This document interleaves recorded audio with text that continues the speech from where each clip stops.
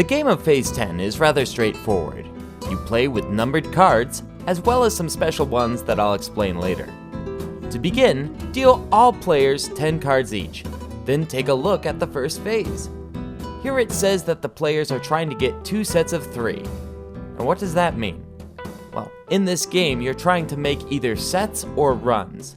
Sets are a group of cards that have the same number on them, whereas runs are a group of cards with numbers in the proper sequence. The colors of the cards are of no significance. Until Phase 8. So in this phase, players want to get 2 groups of cards that are 3 of a kind. With this in mind, players should take this time to sort their cards so they can see what they need to collect. If you're lucky, you'll only need a couple of cards, and if you're really lucky, you will already have what you need in your hand. For instance, this player already has a good start to his hand. He's got a couple wild cards, 2 12s, and a pair of 3s. He definitely has some options. A turn starts by drawing a card from the deck or the discard pile and putting it into your hand. Next, you may lay down cards if you've finished your phase.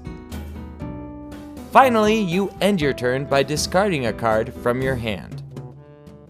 It's important to mention that you must lay the entirety of the phase down at the same time. If you only have part of it completed, it must remain in your hand.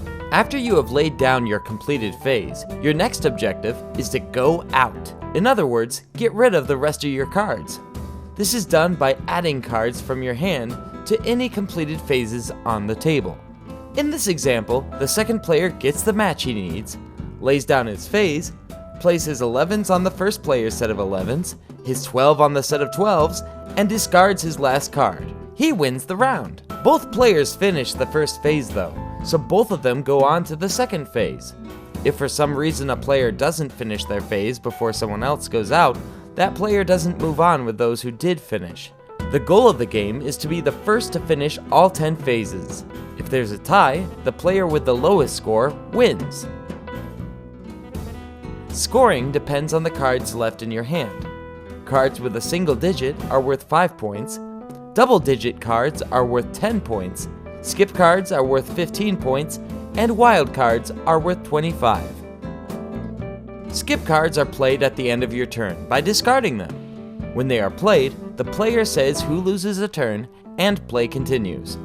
Skips cannot be used to complete phases and cannot be drawn from the discard pile. Wild cards can be used in the place of any number, or color in the case of Phase 8. They must be used with at least one number card, and once laid down, they cannot be moved or change which number they represent until the next round.